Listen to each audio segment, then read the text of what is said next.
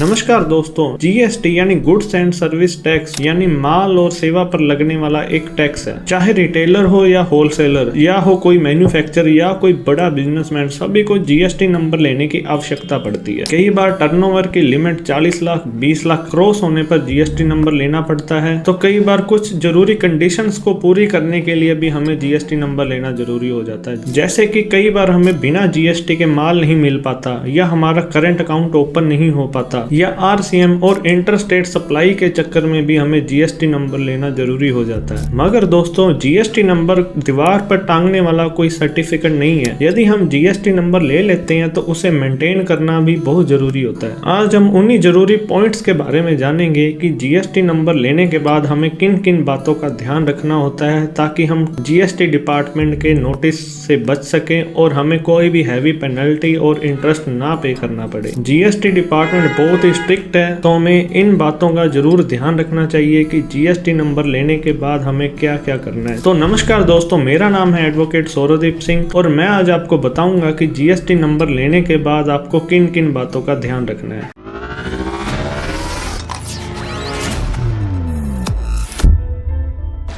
तो दोस्तों, हम बात करने जा रहे हैं कि जीएसटी रजिस्ट्रेशन करवाने के बाद हमें किन पॉइंट्स का ध्यान रखना है। तो आज हम टोटल 20 पॉइंट्स के बारे में बात करेंगे कि जीएसटी नंबर लेने के बाद हमें किन 20 पॉइंट्स का ध्यान रखना है। तो सबसे पहले हम बात करेंगे कि किन कंडीशन में हमें जीएसटी नंबर लेना जरूरी हो जाएगा। अगर आप सेल का काम करते हैं और एक फाइनेंशियल ईयर के अंदर आपका टर्नओवर 40 लाख को क्रॉस कर जाता है, फॉर एग्जाम्पल की 1 अप्रैल 2025 से लेकर 31 मार्च 2026 तक 40 लाख से ज्यादा की सेल कर देते हैं, तो आपको जीएसटी नंबर लेना जरूरी हो जाएगा। वहीं अगर आप सर्विस का काम करते हैं तो आपके लिए ये लिमिट 20 लाख रहेगी। अगर यानी सर्विस के अंदर आपको 20 लाख की रिसिप्ट हो जाती है तो आपको जीएसटी नंबर लेना जरूरी हो जाएगा। और कुछ स्पेशल स्टेट्स के अंदर सेल की लिमिट जो है वो 20 लाख रहेगी और सर्विस की लिमिट जो है वो 10 लाख रहेगी। अब बात करते हैं जीएसटी के टाइप्स की। भी जीएसटी कितने टाइप्स के होते हैं? जीएसटी 2 टाइप्स के होते हैं। एक होता है रेगुलर स्कीम, एक होता है कंपोजिशन स्कीम। और इन स्कीम्स के बारे में हमने आपको दूसरी वीडियो में एक्सप्लेन से बताया हुआ है। और अब बात आती है कि जीएसटी अप्रूव होने के बाद हमें किन बातों का ध्यान रखना पड़ेगा। जीएसटी नंबर आने के बाद काफी सारी फॉर्मेलिटीज होती हैं जिसे हमें पूरी करनी होती है, नहीं तो अदरवाइज हमें लेट फीस, इंटरेस्ट और पेनल्टी पे करनी पड़ जाएगी अगर हम इन फॉर्मेलिटीज को पूरा नहीं करेंगे तो। और ये जो बातें हैं आपको हमेशा ध्यान में रखनी है, अपने आप को अप टू डेट रखना है। अब हम उन चीजों के बारे में बात करेंगे। तो सबसे पहली चीज आती है साइन बोर्ड। अगर आप जीएसटी नंबर ले लेते हैं तो आपको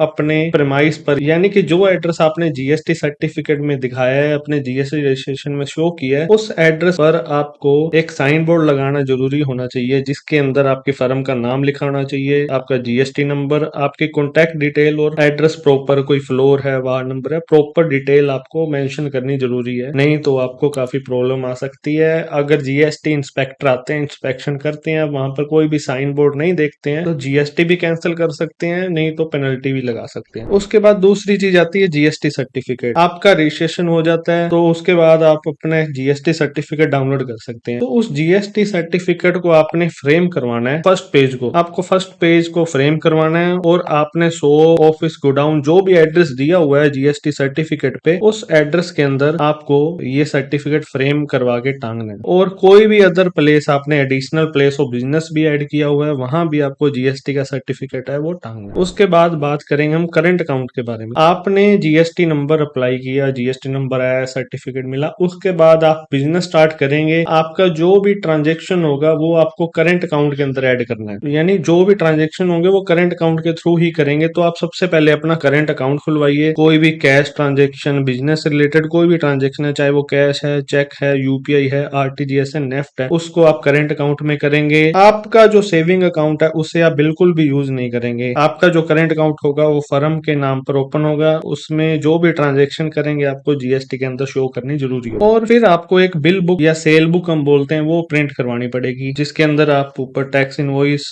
bill of supply, voucher book, serial number, सब कुछ आपका उसके अंदर प्रिंट होगा। आपको बिल बुक और सेल बुक प्रिंट करवानी जरूरी है। आप जो भी बिल काटेंगे उसे आप अपडेट करेंगे बिल बुक के अंदर। आप सॉफ्टवेयर के थ्रू भी, सॉफ्टवेयर को यूज करके भी आप बिल काट सकते हैं। और आप आपको एक बिल का सीरियल नंबर भी रखना होगा, जैसे 1 2 3 4 5 कुछ भी सीरियल नंबर है वो रखना होगा। ईयर एंड होने के बाद आप उसे सीरियल नंबर को चेंज भी कर सकते हैं, दोबारा शुरू से स्टार्ट भी कर सकते हैं। फिर पांचवी चीज आती है परचेज बुक। आपको परचेज बुक भी मेंटेन करनी है, उसमें कोई भी टैक्स इनवॉइस है, बिल ऑफ सप्लाई है या जीएसटी का इनपुट क्लेम करना है तो उसके लिए परचेज बुक भी जरूरी है। एक आपको फाइल लगानी है, एक्सपेंसेस की फाइल, यानी जो भी आप खर्चे करेंगे उन सभी की रिसिप्ट जो है आपको संभाल के रखनी है। आपने कोई रेंट पे किया, किसी को सैलरी पे की, इलेक्ट्रिसिटी का बिल पे किया, कोई भी बिजनेस एक्सपेंस आपने किए हैं उसको आपने एक फाइल के अंदर मेंटेन करके रखना जरूरी है, ताकि हम बुक्स मेंटेन करें तो उन खर्चों को दिखा पाए जो हमें इनकम टैक्स की रिटर्न फाइल करने में या इनकम टैक्स के लिए बुक मेंटेन करने में काफी सहायक रहेगी। आपको अपनी फिक्स एसेट्स जो है उसको बुक्स के अंदर मेंटेन करना है, शो करना है, ताकि आप आईटीआर फाइल करने में आपको इजी हो जाए। कोई भी डेप्रिसिएशन क्लेम करना चाहते हैं वो डेप्रिसिएशन क्लेम कर पाए, बैलेंस शीट के अंदर उसे शो कर पाए। तो आपको फिक्स एसेट की जो है वो डिटेल प्रॉपर रेडी करके बुक्स के अंदर मेंटेन करनी है। आठवीं चीज आती है पार्टी स्टेटमेंट, यानी आप जिन भी फर्म के साथ बिजनेस करते हैं उनकी स्टेटमेंट आपको मेंटेन करके रखनी जरूरी है। आपको पता रहे किससे कितनी पेमेंट लेनी है, किसको देनी है। आपके कोई भी सप्लायर हैं, कोई भी क्रेडिटर है, इन सब की आप एक स्टेटमेंट रेडी करके रखें। आप चाहे उसे सॉफ्टवेयर में भी कर सकते हैं, सॉफ्टवेयर में करेंगे तो इजी रहेगा, नहीं तो आप एक लेजर बुक लगा के भी उसमें एंट्रीज कर सकते हैं। आपको स्टेटमेंट को हमेशा टैली करना है, उसे अपडेट रखना है ताकि आपको कोई भी प्रॉब्लम ना आए। नौवीं चीज आती है बैंक स्टेटमेंट। आपको अपनी बैंक स्टेटमेंट को बुक्स में मेंटेन रखना है, कितना भी टोटल डेबिट हुआ, क्रेडिट हुआ, कुछ भी जो चार्ज लगेंगे उन सब को आपको मेंटेन करके रखना है। आप सॉफ्टवेयर यूज करते हैं तो सॉफ्टवेयर के अंदर उन सभी एंट्रीज को टैली कीजिए, सॉफ्टवेयर के अंदर उन सभी एंट्री का जो भी डाटा है उसको फीड करके रखें ताकि आपको इजी रहे। और 10वीं इंपॉर्टेंट चीज है जीएसटी रिटर्न। आपने जीएसटी नंबर तो ले लिया, जीएसटी रजिस्ट्रेशन आप करवाया, जीएसटी नंबर आपके पास आ गया, अब आपको जीएसटी की रिटर्न भी फाइल करनी पड़ेगी। जीएसटी नंबर लेने के बाद ये बहुत बड़ी जिम्मेदारी है कि जीएसटी की रिटर्न फाइल करना। अगर आप कंपोजिशन सप्लायर हैं, कंपोजिशन में जीएसटी रजिस्ट्रेशन करवाते हैं तो आपको एवरी क्वार्टर यानी हर क्वार्टर एंड होने के बाद 18 तारीख आपकी जीएसटी की एक रिटर्न फाइल करनी होगी CMP 08। तो क्वार्टर एंड होने के बाद 18 तारीख आपकी लास्ट डेट रहेगी, इसके अंदर आपको अपनी टैक्स की पेमेंट करनी होती है। हमारे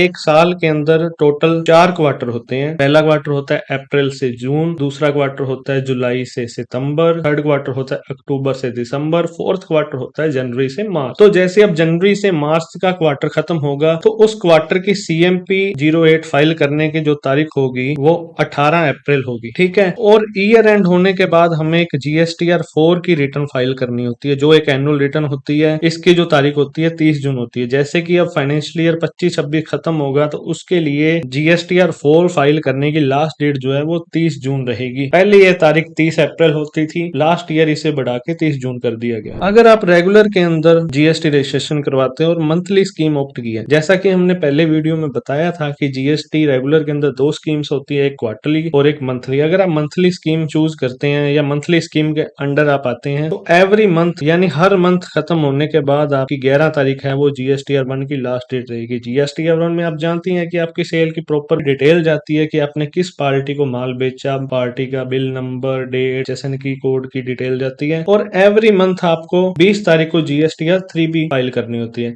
3B के अंदर आपकी सेल और परचेज की समरी जाती है और आप 3B के आधार पर ही अपनी जो जीएसटी की लाइबिलिटी होती है उसे पे करते हैं। और एक रिटर्न होती है एनुअल जो होती है GSTR 9। ये फाइनेंशियल ईयर खत्म होने के बाद 31 दिसंबर होती है। फॉर एग्जाम्पल 25-26 का जो फाइनेंशियल ईयर रहेगा उस फाइनेंशियल ईयर की GSTR 9 फाइल करने की जो डेट है 31 दिसंबर 2026 यानी कि 31 दिसंबर 2026 रहेगी। उसके बाद हम बात करेंगे QRMP स्कीम्स के लिए। अभी हमने मंथली स्कीम्स के बारे में जाना, अब QRMP स्कीम एवरी क्वार्टर यानी हर क्वार्टर खत्म होने के बाद आपकी जो 13 तारीख होती है वो GSTR 1 फाइल करने की लास्ट डेट होती है। और हर क्वार्टर के एंड होने के बाद 22 तारीख 24 तारीख स्टेट वाइज आपकी GSTR 3B फाइल करने की लास्ट डेट होती है। यानी 22 तारीख और 24 तारीख आपकी state wise GSTR 3B file करने की लास्ट डेट होती है। मंथली में हम 20 तारीख को फाइल कर रहे थे एवरी मंथ, और यहाँ पर क्वार्टरली में क्वार्टर एंड होने के बाद 22 और 24 तारीख को हम GST की 3B फाइल करेंगे। GSTR 9 की जो डेट है वो 31 दिसंबर ही रहेगी। और 9C वैसे तो रेगुलर स्कीम्स के लिए रिटर्न होती है जिनका टर्नओवर 5 करोड़ से ऊपर होता है, उसके लिए फाइलिंग करने की जो लास्ट डेट है वो वो 31 दिसंबर ही होती है। और एक IFF रिटर्न होती है, इसकी जो डेट होती है हर मंथ एंड होने के बाद 13 तारीख लास्ट डेट होती है। अगर आप क्वार्टरली रिटर्न फाइल करते हैं लेकिन किसी फर्म को आप पहले इनपुट देना चाहते हैं, यानी कि आपने B2B की सेल की और सामने पार्टी को जो इनपुट है अभी हमें देना जरूरी है, तो आप IFF फाइल करके,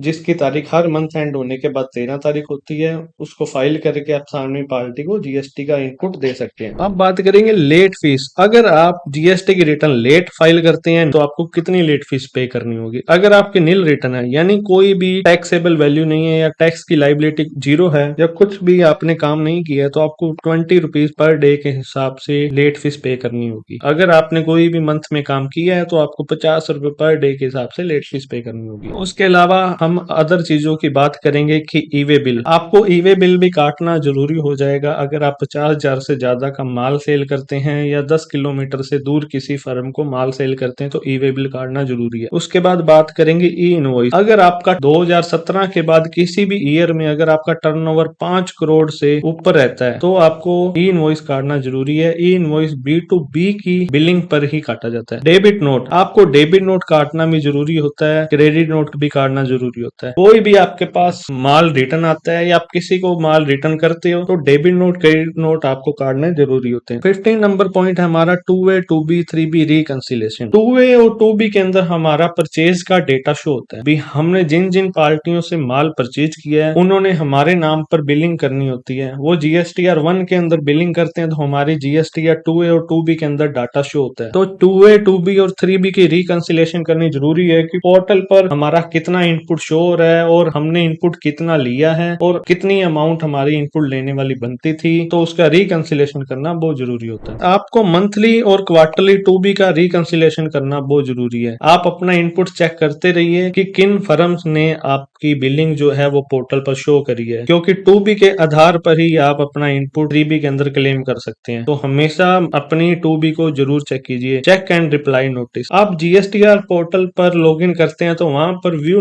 नोटिस का ऑप्शन आता है। आप हमेशा वहां चेक कीजिए कि कहीं कोई नोटिस तो नहीं आया हुआ। अगर कोई भी नोटिस आया हुआ तो उसका टाइम से रिप्लाई करना बहुत जरूरी होता है। HSN कोड, कोई भी आइटम्स होती है तो सब के एक गवर्नमेंट ने कोड बना रखे हैं जिसे हम HSN कोड बोलते हैं। तो आप कोई भी माल सेल करते हो तो उसकी HSN वाइज डिटेल हमें GST रिटर्न्स में फाइल करनी होती है जो GSTR 1 में जाती है। तो आप हमेशा HSN कोड्स का ध्यान रखिए और उसे मेंटेन करके रखिए अपनी बुक्स के अंदर, क्योंकि आप जब भी रिटर्न फाइल करोगे तो आपकी HSN कोड वाइज डिटेल भी जाएगी। अपडेट डिटेल्स ऑन पोर्टल, आप अपनी डिटेल्स को पोर्टल पर जरूर अपडेट रखें। आप कोई भी चेंजिंग करते हैं, आपके GST एड्रेस में कुछ चेंजिंग होती है, कोई मोबाइल नंबर, ईमेल आईडी कुछ भी चेंज करते हैं तो आप पोर्टल पर उन डिटेल्स को जरूर अपडेट रखिए ताकि फ्यूचर में आपको कोई भी प्रॉब्लम ना आए। डिजिटल बैकअप ऑफ डाटा, आप अपने डाटा का डिजिटल बैकअप लेके जरूर रखें। अगर फ्यूचर में कभी भी आपके कोई डाटा का लॉस हो जाता है और हमें डाटा की जरूरत पड़ती है तो डिजिटल बैकअप होने पर हम उसे डाटा को निकाल सकते हैं, उसे चेक भी कर सकते हैं। जितने भी ट्रांजेक्शन करते हैं उनका रिकॉर्ड आप जरूर मेंटेन करके रखें। अपनी बुक्स में सभी ट्रांजेक्शन को शो करें और अपनी GST की जो रिटर्न है उसे भी टाइम से फाइल करें, क्योंकि अगर आप लेट फाइल करेंगे तो आपको पेनल्टी भी पे करनी पड़ेगी, आपको नोटिस भी आ सकते हैं। और अननेसेसरी ट्रांजेक्शन करने से बचें। कोई भी ट्रांजेक्शन जो आपके बिजनेस से रिलेटेड नहीं है या बेफालतू कोई भी ट्रांजेक्शन न करें। अगर आप कोई और जानकारी चाहते हैं, कोई हेल्प चाहते हैं तो आप हमें इस नंबर पर कांटेक्ट भी कर सकते हैं। अगर आपको वीडियो अच्छी लगी तो जरूर लाइक करें, हमारे चैनल को सब्सक्राइब जरूर करें ताकि आपको फ्यूचर में ऐसे और अपडेट्स मिल सकें, और वीडियो को ज्यादा से ज्यादा शेयर भी करें ताकि यह किसी और के भी काम आ सके। आपको वीडियो कैसी लगी या आपके कोई भी डाउट्स हैं तो आप हमें कमेंट बॉक्स में पूछ सकते हैं, हम आपके डाउट को जरूर क्लियर करेंगे। और हमारी वीडियो में बने रहने के लिए, वीडियो को पूरा देखने के लिए बहुत बहुत धन्यवाद।